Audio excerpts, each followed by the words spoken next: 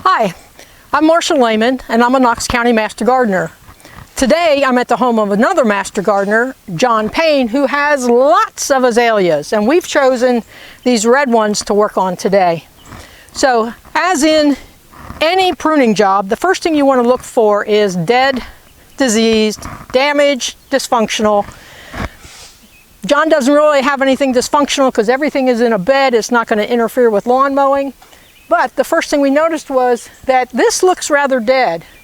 But when I try to bend it, it doesn't snap. I can find occasionally a little piece that'll snap.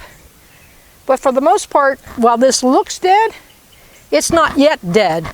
So John will want to watch this over the summer to see if in fact it leafs back out. It probably got zapped by one of our last frosts. But you can come in and that one went snap, but that was just a little piece. So there's a few little pieces of dead on here that you can come around and just test. You try and bend it, and if it breaks, it's dead. And if it just bends, well, it's not dead. So, you can spend a little bit of time doing that. So this was one to watch. Now with azaleas, unless you've let them go for multiple years, you really don't have a lot of pruning to do. So what we're looking at is really a little bit of pruning to shape them. And I like to always start at the bottom and deep inside. So you may not be able to see my face the whole time, but you will still hear my voice, because what I'm looking at on the back side here is another little spot that is in fact dead. It's going snap, snap. You can probably hear that. So I'm going to follow that one down to where it attaches to the main trunk and take that off completely. Yeah, that's quite brown. And we're just going to keep doing this all the way around the bottom,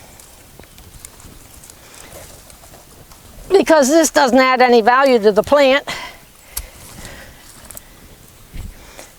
So yeah, it's not always the most fun part, but I always like to start way down inside, bending, snapping those little dead branches off. If you can take them off with your fingers, that's great.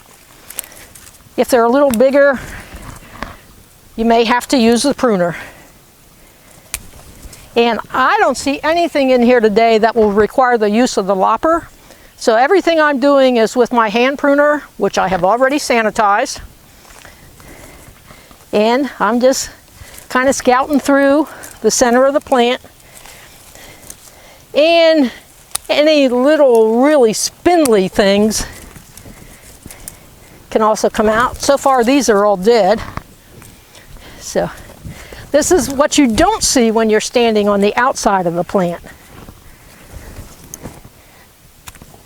And it's also why I wear a hat. The hat will get smashed before my face or my glasses get smashed.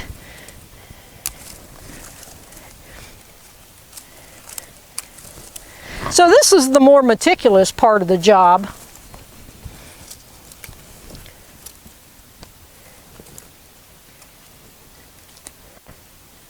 And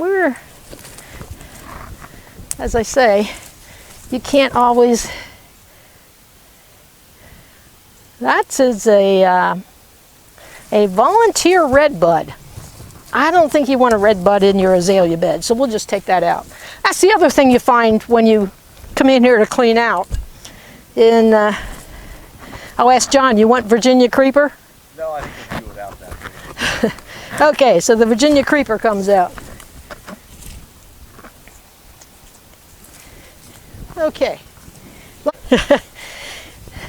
Let me come back. So let me come around to this side.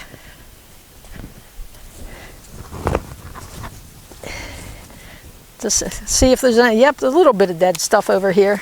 Not a whole lot.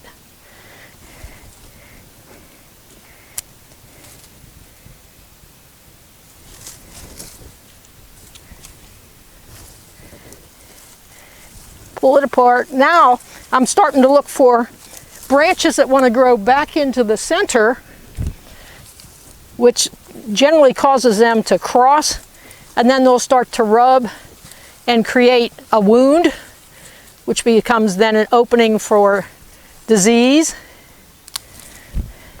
or an access point for insects.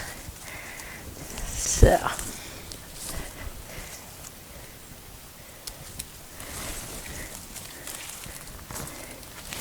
take that off.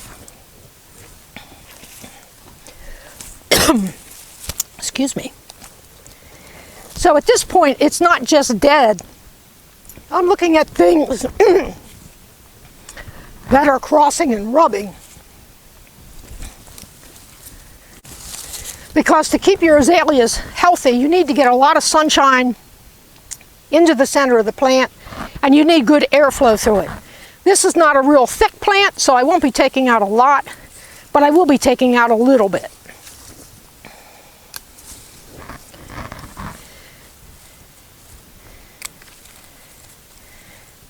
And if we had a before and after picture, it probably would not look very different, and we'll just have a very small pile of clippings when I'm done here.